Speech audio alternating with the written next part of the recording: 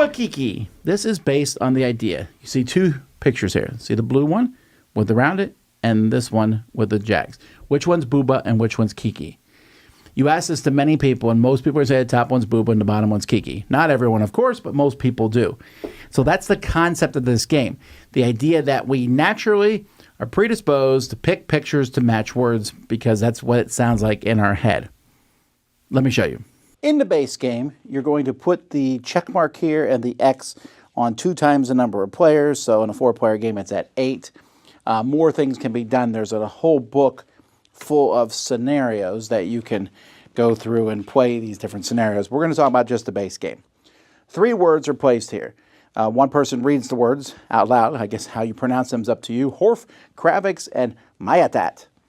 Then you're going to be picking a card. One person's picking a card on their turn that they think is going to match one of these words.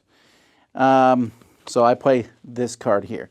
I can play it any direction I want, and everyone's trying to guess, is it 1, 2, or 3? Now I'm going to put a number on it. Each person has discs that match these different things, and everyone's going to be guessing simultaneously. Now, when we do it, we flip it over. What do you think it is? There you go. I use a Kravix to move the hay.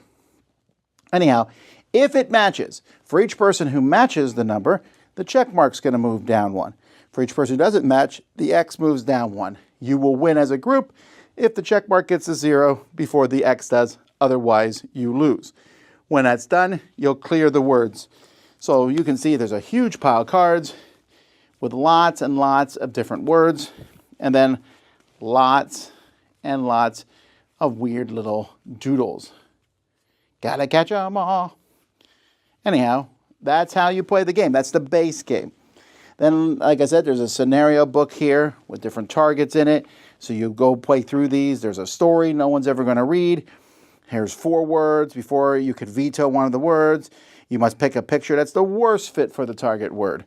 And that tells you how many hits you have, how many misses, what kind of voting, etc., etc. And you can play an expert mode where you will play with 4 cards rather than 3. You play on this side, and then players will have a numbers 1 to 4. That's how you play. I wish the pictures were a little more defined. You know, them all being stick drawings and everything. The word choices are good. Adu, alulu, magacha, hujavaza. Sounds like stuff I make up on the fly. The pictures are fine. I also don't really care about the mission book at all with a story. It really made me roll my eyes so hard. Like, who cares? A story in this little party game.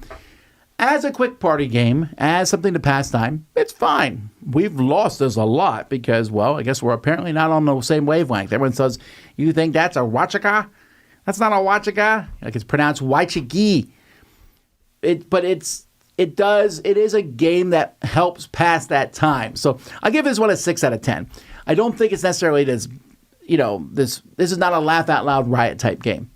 But it's also, interesting. Hey, there's 3 cards out there. I prefer with 4 myself because it's trickier. But here's the picture.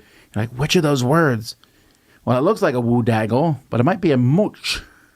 Looks like a toothbrush. So which one is, which would you call a toothbrush? That sort of thing.